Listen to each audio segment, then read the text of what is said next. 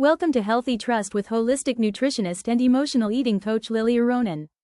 This class on Bitachon, Trust in God, follows the classic workgate of trust. Walk with us as we enter, as Davis Psalms called it, the Tower of Divine Protectio, and pull up a seat. I was listening to, they had Rabbi Spiro on the Nishmat Circle YouTube. You can check it out, hit the recording. And he was talking about the global situation. He was talking about the war in Iran. He was talking about the global moment of Jewish history right now. And the title of number 5 is Hashem Acts with Perfect Wisdom. And Rabbeinu Bachai explains that when we trust someone, we know that their decisions are wise, even when we do not understand them. And I think that was really a core of what he was saying, is that we're in an epic moment of history. And we can't understand why Hashem has allowed some to fall and some people to be injured. Baruch Hashem, I mean, it's really an open miracle. Like, of all the people who were injured, like, they could have all just been wiped out. I mean, like, this was light and you have trauma, and I'm not making light of the situation, but you have to also, I can see the miracle also in the difficult part of it. And again, it's a reminder of the tremendous miracles that are also happening, every single one that isn't hitting, and there's a lot of them. And you know, when you're in the middle of the sea splitting, it's hard to pay attention to the greatness of the miracle you're experiencing. But at the same time, we have to stay awake. And it's crazy because you're just living through this moment where we're falling asleep, even in the middle of Yetziat Mitzrayim.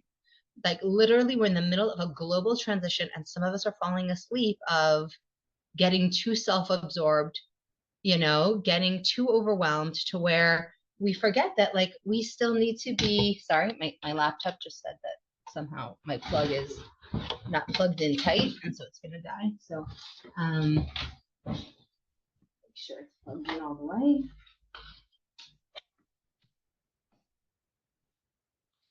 Okay, hopefully that's good. No, it's not. Sorry, give me 1 second.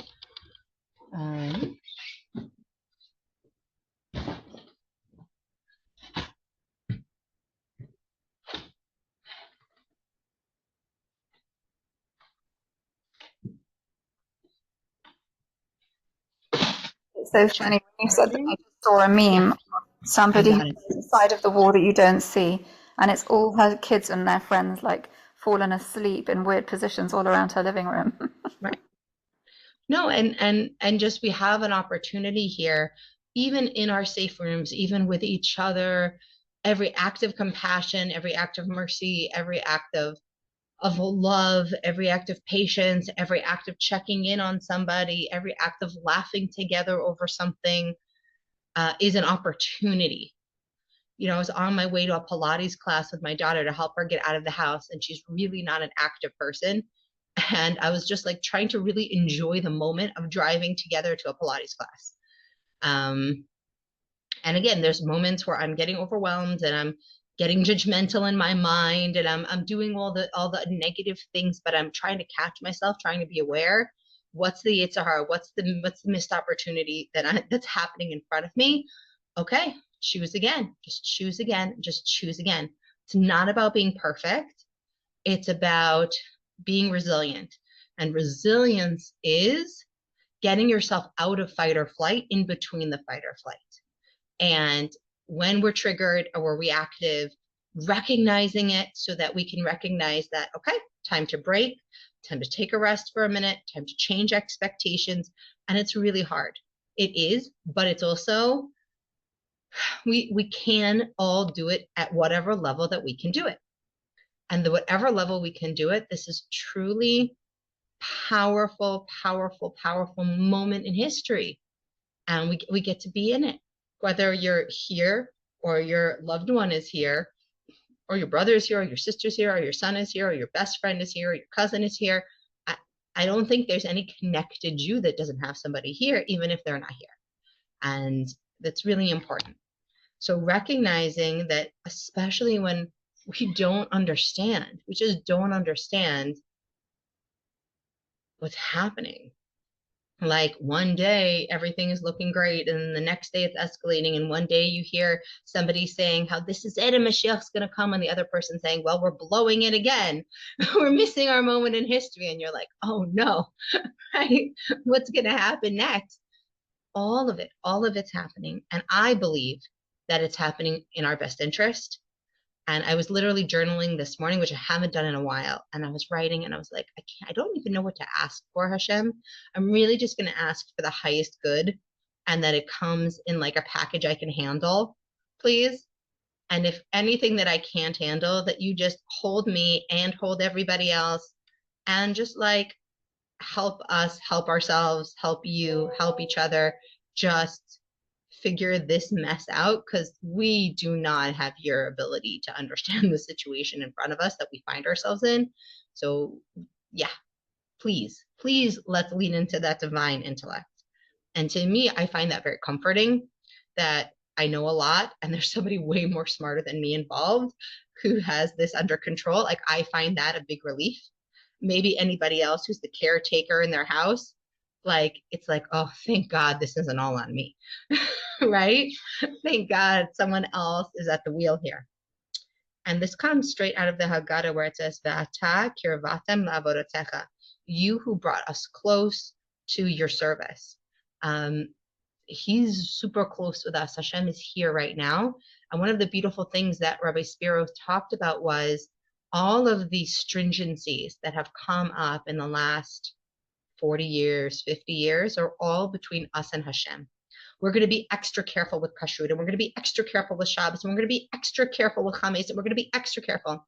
And he said, what does Hashem really want from us here? Like, it's so clear that in the bein adam lechavero, between us and the other person, can we be more detail oriented on ourselves, to not say that, you know, I'm going to care so much about the first second and the extra minute to the 6th hour, then I'm waiting between meat and milk, but the person in front of me, I'm not going to be that careful with how I'm speaking to them and sensitive to what's happening for them. And I'm saying this to myself as well. It's really hard. It's easier in some way to say, well, I'm going to care more about how long I'm washing that pot for, or how long the counter is going to sit without stuff on it, than it is to say, my teenager who's annoying me, who wants to go shopping, like, how do I find a compromise that's safe, but also acknowledges that emotional need, right? But also isn't like going to make us not be able to do other things, and the financial situation and the economic situation in the country and all the things. Like, how do I balance all of that? Well, I can't do it based on my wisdom. So Hashem, like, help me guide, make our connection between us and Hashem fluid straight into our connection between us and our fellow person. Did I say that everybody got what I was saying there? Was clear? Okay, good. Felt like I started rambling a little bit, but it was clear to me in my head. Okay, so what I really like is the explanation for a child section. Why didn't Hashem just move the Jewish people somewhere else? Why doesn't he just move everyone in Gaza somewhere else? Why doesn't he just like open the I don't know, create a big earthquake and just the bad guys will fall in? Like, why all the plagues? Why all the miracles? Why all the rockets? Why all the different conflicts? Why all the big personalities? Because the goal was bigger than just escaping Egypt. Hashem was preparing the Jewish people for Har Sinai. Sometimes the Hashem plan is bigger than we can see right now. And it's 100% true. Everything that we're going through right now is bigger. I mean, can't you feel it? Like, it's big. And thank God I'm not in charge of it, but it's big. It's bigger than just, are we going to be ready for Pesach on time? It's bigger. It's bigger. And so we're in that moment.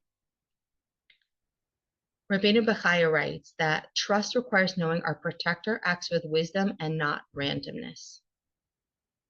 The Ramban explains that the Yetziat Mitzrayim, the Exodus, was designed to teach faith and prepare Israel to accept the Torah. Hashem gives without needing anything back. Number 6, selfless kindness. Trust requires knowing that the giver does not need anything from us. You know, in my childhood, there was definitely a line of thought brought to bear in a previous generation that I owe God, right? I mean, we talk about this a little bit in the gate of trust, right? Like, who am I to tell God, well, I'm not going to serve you until you give me everything I want? Like, God's already given you all of this kindness, like he created you, so you owe him. The difference between I owe him, a transactional relationship, and Hashem created me for a purpose, or what we call meaning, and what we call service, and what we call understanding, gratitude, and just that love that kind of is coming up. It's a difference, right, between that fear-based service and the love-based service. I think is this, that Hashem actually doesn't need anything from us, but he created the world with a purpose and created us that purpose can only happen when we partner with him to bring that purpose to be. And so just like as a mother, like, I don't need my kids thank you for me, but I need them to be grateful people, right? It's not so much, and like, it's nice and sometimes you want it, but like, really, it's not for me. It's the fear of who will they be if they're not grateful? If they can't see the blessings all around them, what will happen to them? What kind of life are they going to have? And I feel like that's how Hashem looks at us. He gave us the Torah not for his well-being. He doesn't need anything. He gave it to us because how are they going to possibly navigate this reality I've put them in and bring about this incredible state of being in the world if they don't have the blueprint, if they're driving without Waze and no map, and there's a lot of pitfalls and stumbling blocks and challenges and obstacles out there, and there's no map, like, what's going to happen to them? And so I really felt that analogy, that when we think about our observance going into Pesach, we think about what we're doing to just kind of chill, work on our personal relationships, but also recognize we can't ignore those commandments because those are the blueprint, those are the gratitude, those are the understanding that all of this has purpose and meaning.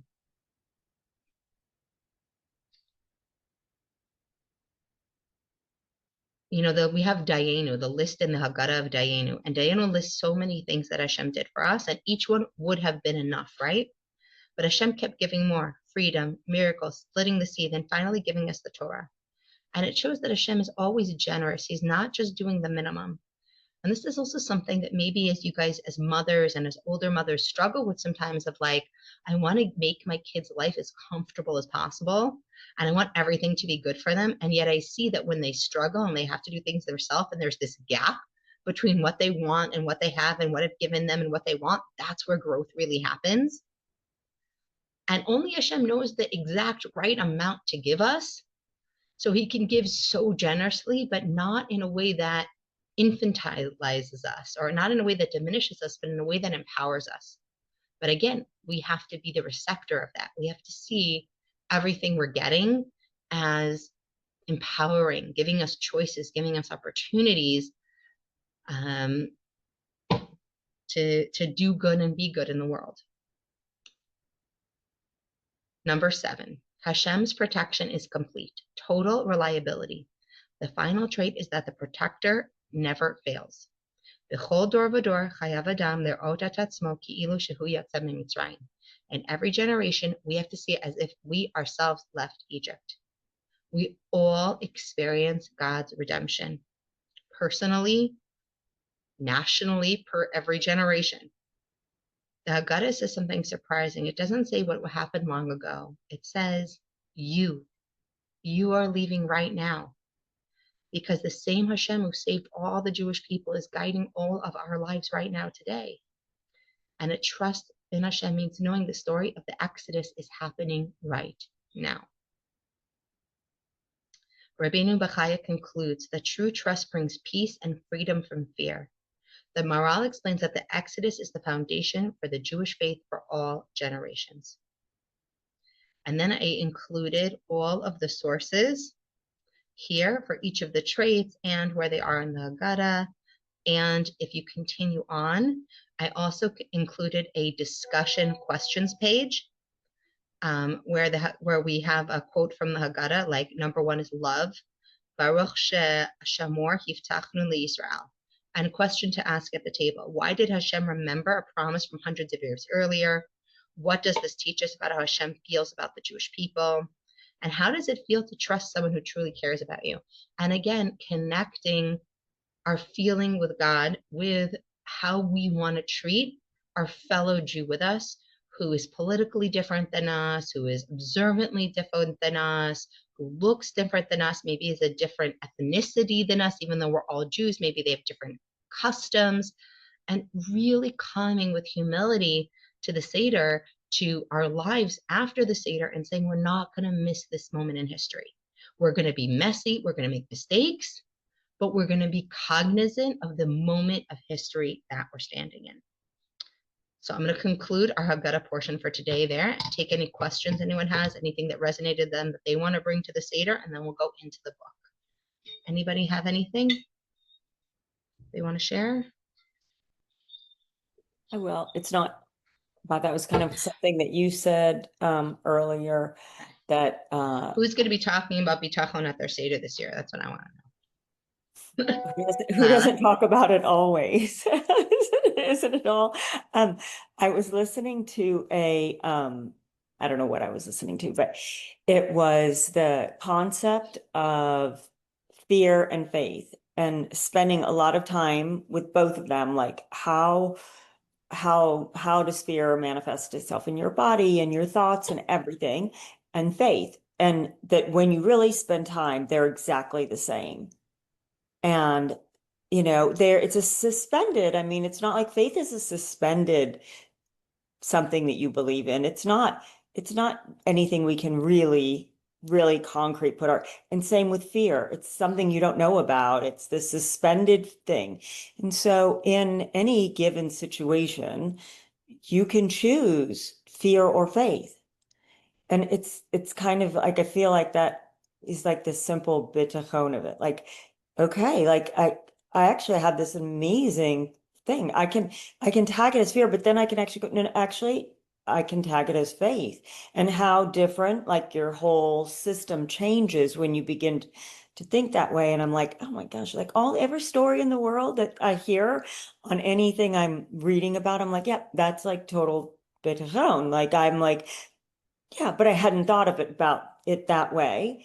And in the middle of the night, the other night, middle of the night, y'all's time, Rachel in the group, she's not on today, she texts me. And I know, because I've just gotten an alert that there's been something that's gone off. And I'm like, okay, that's so, she's never like WhatsApped me before. And so we're talking, and she's like, yeah, there's been so many alerts, and I figured out you're in America, I can talk to you. So I'm like having this whole conversation, and and she said, I can't go back to bed. And I'm like, you really need to go back to sleep. Here I am, like being her mother, like, you need to go back to bed.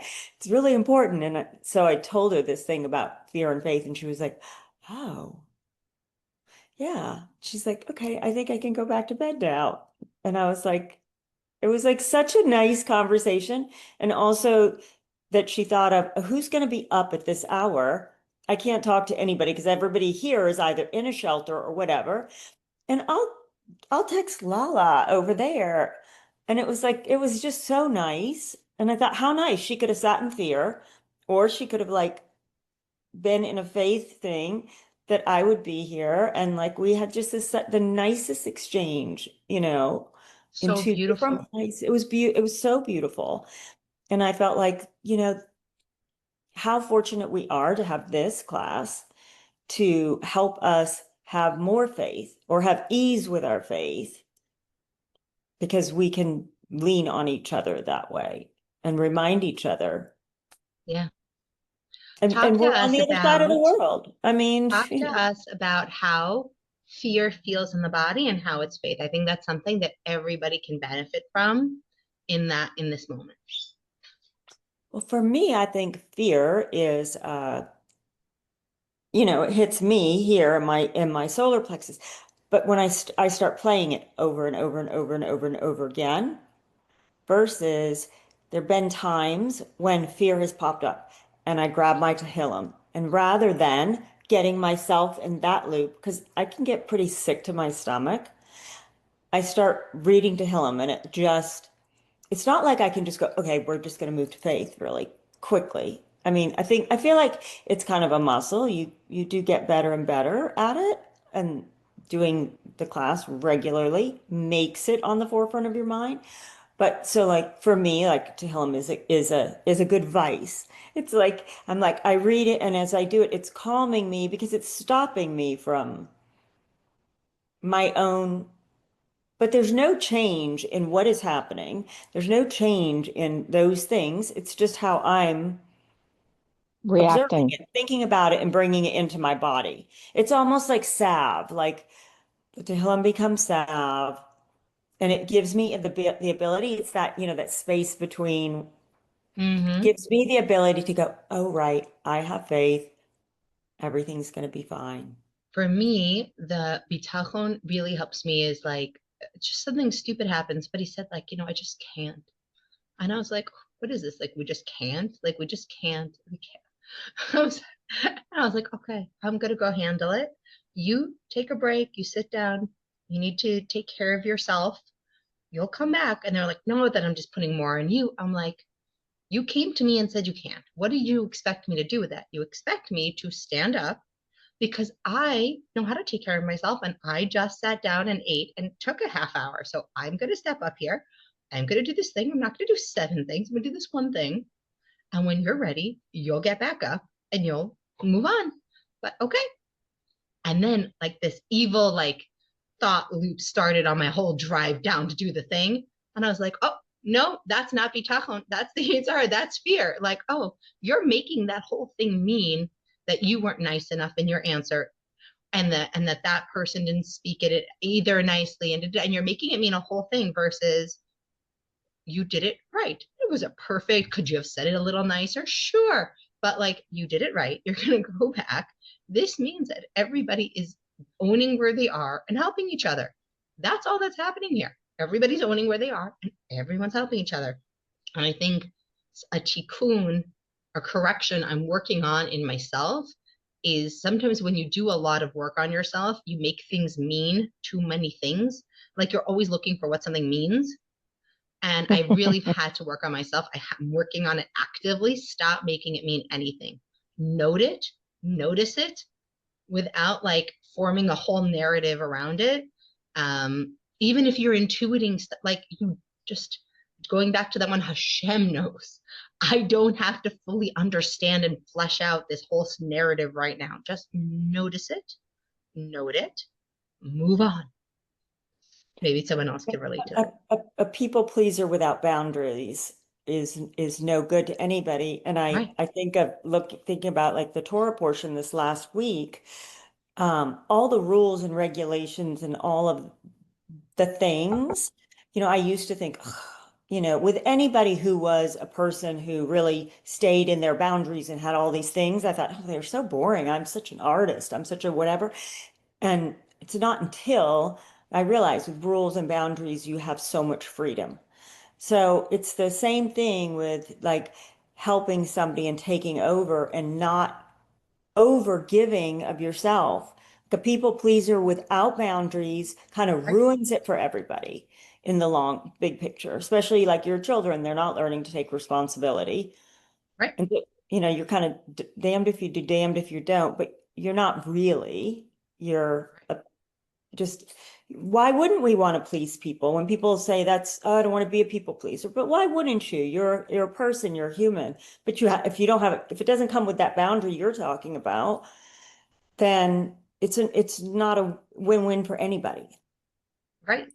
And So responding to your own like boundary with also compassion of like, when you're a boundaried person and you have a lot of people who don't have boundaries that you see, sometimes you get this message that your boundaries are not good. Interesting conversation. And before we get into the book, one of my daughters had a conversation in her dorm room with a friend of hers, and she said like they were out, and this friend had some friends who are guys, and they were talking, And she's like, you're so authentic and like you have no problem. She's like, yeah, because I'm never going to see them again or like talk with them again. Like, what do I care? They should just see who I am. She's like, what do you mean? I'm like, I don't keep conversations up with boys because like one day I'm going to get married and I don't need to have like a bunch of long, like deep guy friendships that like, and I wouldn't want my husband to have like 20 years of these deep, intimate girl friendships either. And her friend's like, that is like not healthy. That's not healthy. That you shouldn't want your like. What if he had his best friend from childhood as a girl? I'm like, well, like I don't know. Like she could hang out with us together, but like it would be weird if you left me to go out and hang out with her. And her friend was like totally making her feel bad about her boundary. And she's like, yeah, but like I said to myself, and she's like, I didn't say She's a this to smart her. girl. She's like, I didn't say this to her, but I was like, well, my parents are still married and your parents are divorced. But like, she did not say that, Baruch Hashem. But just that idea of like, this happens all the time, especially to women, right? We're checking our boundaries with what other women are doing. We're comparing, well, my house might be this clean for Pesach and your house might be that clean for Pesach, but I'm only this clean for Pesach because I know the mental state and capacity of how much any human being in my house can do in a day. And to save myself from doing it all later at last minute when nobody else can like keep up and they need like everything paced out, they have to, like you said, they have to help. It can't be all on me. So then I have to start early. I can't leave it till the last minute. I Really, can't. age is such a blessing. By the time you hit 50, you really don't care. And then you Right. hit 60 and but you you're know, you ahead of the say game. that, but there are women who never get there. And I think you only Oh, get true. there. You only get there when at my age, you start being like, no, like I have to do what feels right and authentic, even if I might be making a mistake. Yes, true. I'll deal with the consequences of the mistake and I'll Yeah. deal with the consequences of the pattern. But this is what feels an integrity and authentic. And that's what I need to do. And if you don't start there, then you're never going to get that place at 60. I mean, so, and it goes right Funny into that you're where we are. saying that. It's Yes, go funny that ahead, you're Stacey. bringing up the 60, because I am 61 now. So Mm-hmm. I'm like, okay, yeah, it's really interesting. And I have so many things that I want to say. And I feel like I just need you guys as medicine right now, but to just, you guys are my salve right now. That's what I feel. I like that you use that word, Lala. And I don't know. Uh, yeah, I spent the week going to three Shivas, right, for my friend. And, um, and I took a huge, I went through, so much and now what is my reaction? What did I do? After, my Chabura and my Tehillim group of friends that I talked to last night, someone brought up, she's like, Stacy, I've been thinking about this for 2 years since my mom's Shiva. She came to my Shiva, which I actually didn't even remember. Um, she said you would be excellent at Chaver Kadisha. And I said, that's funny that you mentioned that. I've been thinking about that for like 10 years. And so we ended up having a conversation about it. And now I just got off the phone. I decided to take action and I just got my first overview right before this class. And this is now my reaction. So instead of being in fear and anger, thank you, I was like, okay, I need to do something really real and practical with and really like grounding me in Hashem's world by doing this action, by getting trained now, and for stepping up and doing this finally. And it's just like I just feel so wow. I just And then I connected with a friend of mine in Israel today, and just listening to what you guys are dealing with on a day-to-day basis. And, I realized it makes, I would feel like I felt during COVID, which is restrictions. You can't go anywhere. You can't And that made me crazy during COVID. I was at first couple of months, I was fine and great, and this is wonderful having my kids home, and I'm gonna cook for everybody, and it's gonna be great. And then I'm like, oh my God, this is never gonna end. And this is not my new reality. I can't handle this. And then went into like this, depression of every day waking up the same thing. And I just can't imagine the resilience, you guys. I can't. This is changing people in Israel. This is this is like taking people to the next level. And I don't know. I just and so it's like, okay, I can feel guilty that I'm not there with you, but no, I'm sitting afar and I'm your cheerleader. Yay, go you guys. Go, we're all in this together, even though we're over here. Because anyway, they can reach 4,000 miles away, which is Europe, and apparently can reach California. So, and there are sleeper cells here in America. So it's like, I'm not fooling myself. It's here too. Um, but you guys, somebody just rang my doorbell, so Okay. I don't know who that is. So anyway, I love you. I love this class. Yeah. Thank you. Mwah. I'm gonna you. go on mute. Okay. Okay. We're on page 73 in chapter 3, exclusive trust in God. The third introduction necessary to have proper bitachon. The person must single out God as the only one he relies on for things regarding which is he obligated to rely on him. And he does not partner any being with him to rely on both God as well as another being. For his trust in God will be ruined when he partners him with another being. This is something that I really try to pin to top of mind anytime I am looking to somebody else or feeling critical of somebody else or wanting something from somebody else. And I really, really, really try to put this in my head. There is nobody to rely on except Hashem. That doesn't mean that people are bad. It doesn't mean that everyone's going to let you down. It means that all the good that even they're doing for you is coming from Hashem. And the stuff that you don't like that's happening, don't take it personally from them. That's also coming from Hashem. And it's something that is, I feel like, goes against the human nature and is also a deep part of our truth of why we find it hard to trust other people, because internally we really know this. And at the same time, focusing on that the good is coming from Hashem and even the stuff we don't like is coming from Hashem and will ultimately benefit us, in the end helps us to trust that ends up helping us also trust in people, but trust in people as the beautiful vessels moving through the world that they are. And it's very much a work in progress. A person who relies on a being other than God to help him is thinking that this other being may also be able to help him, forgetting that God is the only power in the world, cannot be considered a person who has bitachon. For surely what is said regarding King Asa of Judah, who despite his great piety relied upon the doctors when he was ill.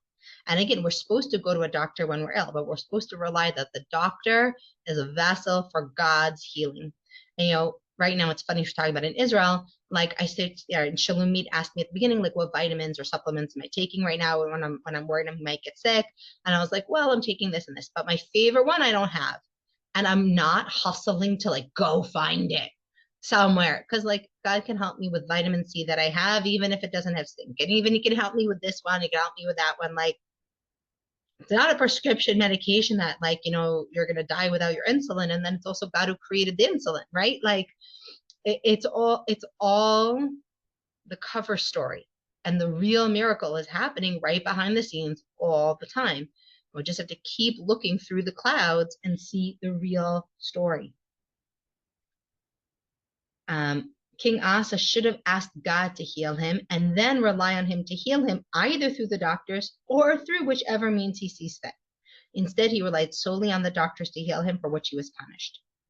If the verse intended to extol the virtue of relying on God, then it should have said merely, blessed is the man who relies on the Lord. But the second part of the verse, and the Lord will be his support, implies that no other being is our support. It is a well-known matter, we're on page 76, that when someone appoints two people or more to perform a specific task, the appointment will fail, and each one relies on the other to do the task, and in the end, it isn't done properly. This has been done as a scientific experiment, social experiment, many times, and documented that if you yell out help, and you don't look at somebody, make eye contact, and say, you call 911, everyone will assume somebody else has done it. I don't know why Hashem made it as part of human nature, but it is that we have to feel we are personally responsible to get that person from the airport, or when it's slightly inconvenient, we'll let it go. We won't do it. We'll be like, okay, and for each person, their level of inconvenience. And I'm going to bring this up also in terms of our health and in terms of our self-care. I've had a lot of people reaching out to me that like they feel like they're failing and like everything feels so hard. Just doing any basic self-care feels really difficult, and they're falling into bad news habits again, and this bad habit and this bad habit that they had really stopped doing, and they've been taking better care of themselves. And always the first thing we want to do is apply compassion.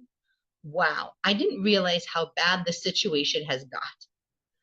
Obviously I'm under tremendous internal and external pressure, right? There is a problem that I need God to handle. There is a problem. Acknowledging there is something is happening. Now, what am I going to do about what's happening?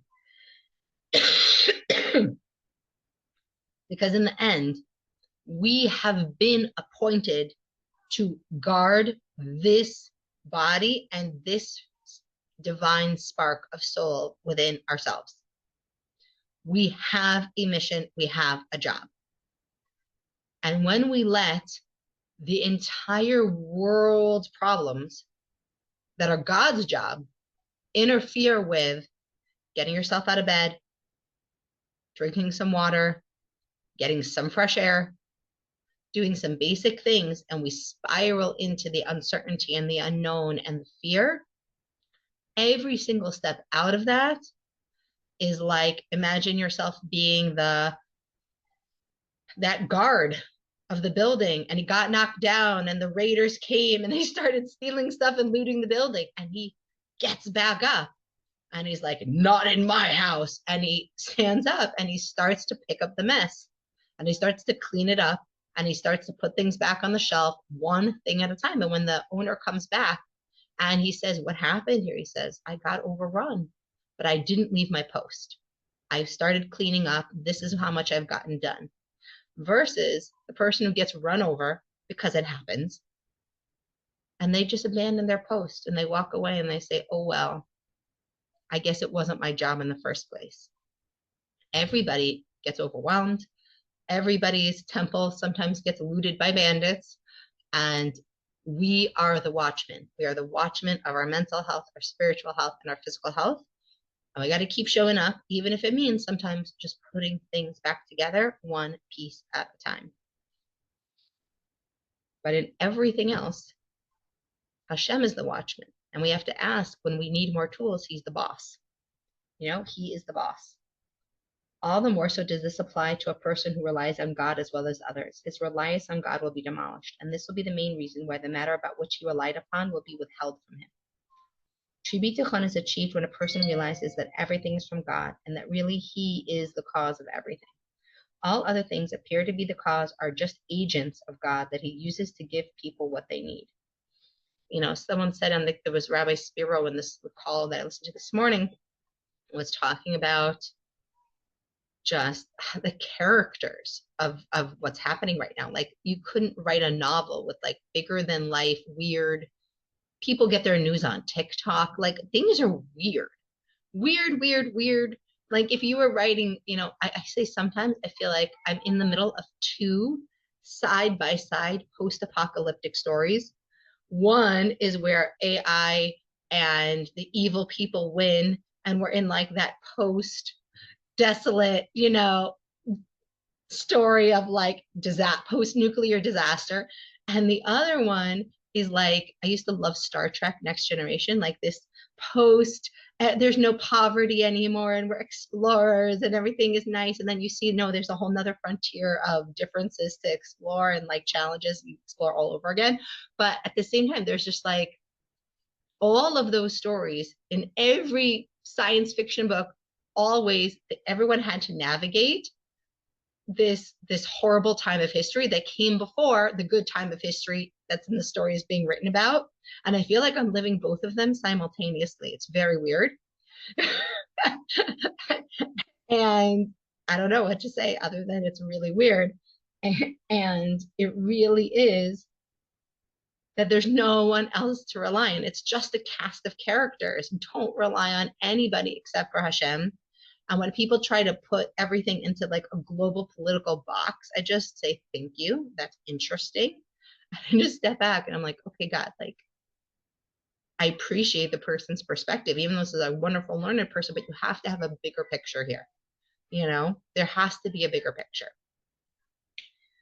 Be God's servant. The fourth introduction. The person should pay strong attention and make great efforts to uphold that which the Creator has obligated him to do as part of his service to him, both to fulfill mitzvot and to refrain from doing that which he exhorted us not to do, in accordance with his requests. Remember, we said Hashem is the one in charge, but we're the watchmen at the palace. We're the watchmen. That's how we serve God. We serve God at our spiritual palace, at the palace of our home, at the palace of our body, at the palace of our relationships. And it's so hard to remember when your palace feels a little bit less of a palace and a little bit more of a shanty. And when you're feeling like you're living in a shanty, it's really hard to take care of it the same way you would take care of a palace. But almost always, what's the difference between a shanty and a palace? The amount of care and love and focus and intention that was brought into that space. Because we've all been in someone's house that is very, very simple, and you just feel the good positive vibes and the simplicity and the right. You have people who pay millions of dollars to go live in shanties on deserted islands, and you have people in deserted islands who are dying to live in mega mansions. So obviously there's more to it than just the state of the house, right? And in the moment, no matter where you are, we think the grass is greener somewhere else.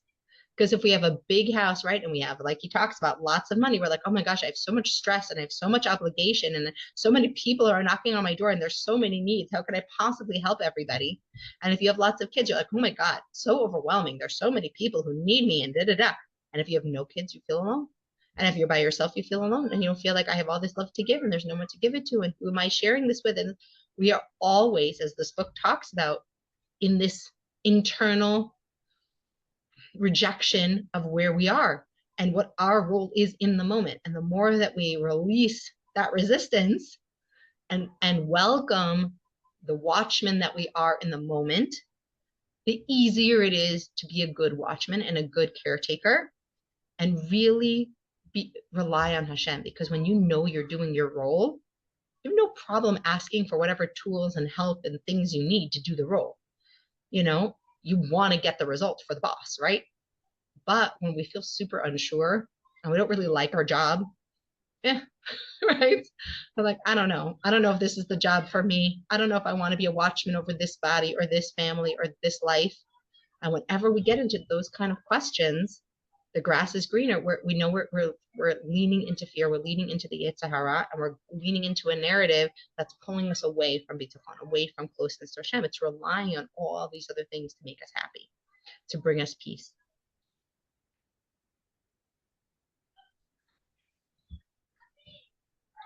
Okay. We are on page 77. The fourth introduction is a person should pay strong attention and make great effort to uphold that Creator right. Okay, for then, when the Creator will agree to impose on him the things for which he relies on him for. As the rabbi is saying, make Hashem's will your will, and then he will make your will like his will. Nullify your will before his will, so that he will nullify the will of others before your will. What does that mean? If your will is to serve God, and you say, I need these things, then that's, of course, his will to do for you. I want to bring good and light into the world. I think I need this. okay, if you're really going to use this to bring light and good, and you're only relying on me to give it to you, then I'm going to give you exactly what you need to bring light and good. And it's this constant back and forth. I have what I need. I think I need this. More comes. Is this what I asked for? Not exactly packaged how I asked for it. Maybe it is, maybe it isn't. Maybe it's like a delayed reveal, right? You get the package, and only like 2 weeks later, it turns into the thing you thought you were really asking for, but you didn't know it at the time. Has that ever happened to anybody? Like 3 months later, you're like, oh my God, how did this even happen? This is the exact thing I asked for, but it came in the weirdest packaging and way, and I didn't even realize I was actually getting what I asked for. And I wasn't until I realized I got what I asked for, right? However, as a person who relies on the Creator for his needs while rebelling against him and neglecting the observance of mitzvot, how foolish is he? How weak is his logic, his knowledge, and understanding? For a person who knows that if someone is appointed by another to do a task, whether he's instructed to involve himself in someone else's needs or instructed to refrain from doing something, and he goes and disobeys those instructions, the one who appointed him finds out that he disobeyed the instructions, it's strong grounds to not pay you, to not do what you had wanted him to do and relied upon him to do. And if this applies with respect to reliance on a human being, all the more so it would apply to someone who disobeyed God's statutes and mitzvot, which are designed for our observance, and warned us about them. And the hopes of one who relies on God will be dashed when he rebels against him. And he will not be fitting to be classified as a person who relies on God. And we want to be clear here that the very difference between being overwhelmed by your passions or the Yetzer Hara and rebellion. Rebellion is when you reject the mission. You reject the mission of being a Jewish person. You reject the mission of this life. You reject the mission that you were put here to do. And that's very different than being overwhelmed by depression. That's very different than being overwhelmed by disease. That's very different than being overwhelmed by a million other considerations where we just can't get ourselves to do the thing that we're supposed to do, that we were appointed to do. A rebellion is something that is, who else here can help me explain this? Because I know exactly how I want to say it, and I feel like it's so deep. Who here can jump in? You know, I got a hit all of a sudden. I'm an action oriented person. I'm a doer. And I just got a hit as you were talking and explaining that I realized, wow, Hashem, you put my soul, my essence in this Jewish body. You know, I mean, I have a Jewish soul. Yes, you made sure that I was born to a Jewish mom so that I could fulfill my mission. And, you know, I like people know, my friends know, like if something needs to get done and Stacy is on the committee, it's going to get done. And I just realized that my mission, that every time I learn anything from you or my Chabura or my Tehillim group or just nuggets of information that I'm getting and receiving, I'm like, wow, I'm doing it. I'm doing the best that I can. I'm doing it. I don't, you know, and I'm not one to reject responsibility. I own it. I always own it. That's why I'm doing well at my job, because I don't know how they intuited that I was going to be that person to make their product successful. I had no idea. I had no idea.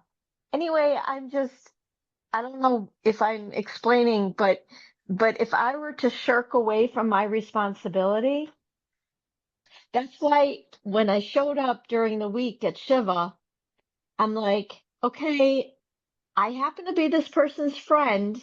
What do I need to do? What am I supposed to do here? Um, and I'm not going to shirk away from it because there's something big that we're not seeing. And now I'm going to join the Chaver Kadisha.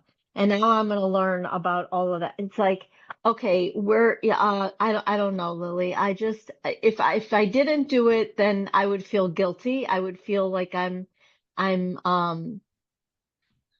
Like I'm not rising to the occasion. Like Hashem wants from me and knows what I'm capable of. And if I don't do something, then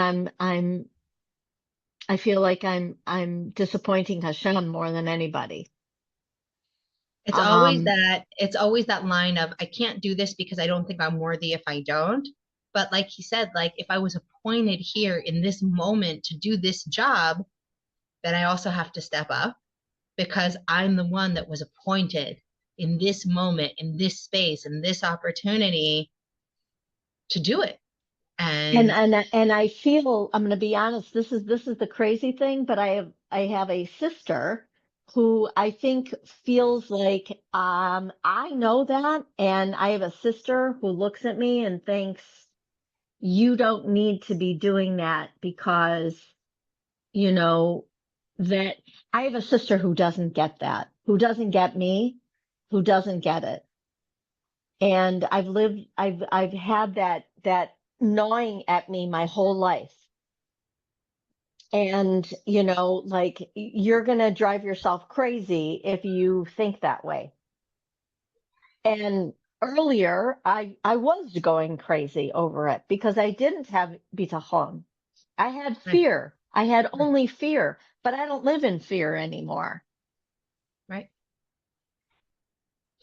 And It's a that's the crazy shift. thing. Yeah, it's a crazy thing. And I think rebellion is again, not everybody is a doer, but if you're a doer, then you got to do. That's part, like you said, it's part of the essence of your soul. And there are people who hold space. And that's their gift is they hold space. And there are people who inspire leadership in others. And there are people who by resting give other people permission to rest and they rest really beautifully. They rest in a way where they always are coming back like it's really crazy the amount of Harmony. variety of souls and of It's purposes and of tapestry. watchmen that are Hmm. often contradictory, but it doesn't matter that one kind of flower is the exact opposite of another kind of flower if you're not looking for everyone to be the same. Exactly. Because I have a best Yeah, friend who is, I look at her and she's bosom. I don't know how else to describe it, but she's my bosom. When I yeah. need to let go, she not only has big bosoms, but she shares them freely. And it's hysterical, but it's true. And she knows it. And Yeah, she's soft. And she's not a doer like I am, but yeah, I need her. She replenishes me. yeah. Lala, you had something to add here? Well, I about don't want to the interrupt you. concept of rebel, and I think like for me, the last couple years when all of this happened, this becoming more observant and all of this and my, the shifting of my whole life, it was not I think because my children are older, I'm farther along in my marriage. Most of your life, you're kind of working and you're like, okay, I'm going to do this and my family's going to come and like everybody's going to come and you're doing this and you have this responsibility, um, even though maybe you actually don't have that responsibility. But for me, like as I've been adding and adding, it's it's kind of like a rebellion in a positive way against myself because it's not how I was raised and it's not how, and I was like, but I've had no choice. It's been like I've had no choice because my soul has cried for this learning and my soul's cried to change like the things in my house and to learn these things and take them on as and not to like throw away, but a rebellion to take like grab for my soul in a different way and with no concept of that my family was going to do or follow or whatever. It didn't really matter to me if I took on hand washing, like had never really known enough about it, learned enough. And then finally I said, well, if anyone just wants to join me, and had zero expectations because this was truly about me. And it is so cute. They've all followed along, and even like my husband's coming to Chabad on a regular basis. Like I mean, it's so interesting. Just a little benefit, but I didn't do it. It wasn't, but it was a rebellion, like in a positive, like Yes. I think we think of rebellion as going away from something, but it was like a rebellion to my soul, to like grab on to my soul, to things that, were so familiar the minute I started, Yeah. even though I didn't know. You don't know what you don't know. And um, it's been so interesting because it's such a softening in my home where I would not have expected that. I would have kind of expected a lot of, Different resistance. yeah, and certain things they're not going to do. Right. And but it doesn't have anything to do with me. Right. But there are now certain things that I have to put that boundary on. Like my daughter, for sure, she's 28 years old. For some reason, she thinks like, is Shabbos your way of having a break from me? Like she totally thinks that way because she can't, although she's figured out she can call her dad and ask her dad a question who will ask me a question. I'm like, and that's fine, but it's funny the things they think, Right. It's and crazy. but it is like like finding it is a like I've made a very conscious, it is a rebellion against, it's not against who I was, because I feel like it's adding to my life, but it is a Want fierceness. to continue this conversation next week because you're really making me think and repurpose this word rebellion, which has been only had a negative connotation in Jewish philosophy to me. And yet there's a whole personality type that's a rebel that has so many positive things. And I want to start there and continue to open this next week. I believe that next week we're going to have a call. So on Pesach, or still it'll be right before Pesach. I think it would be before Pesach still. So I look forward to continuing next week, and I have another call now. So everybody have a wonderful week, and Thank you. prayers and love to everybody. Love Thank to you. everyone. Slowly. Thank you so much for joining us for today's Healthy Trust class. Come back again to visit the Tower of Divine Protection every Sunday. To learn more about living a healthy life, body and soul, visit Lily Aronin at www.lilyaronin.com.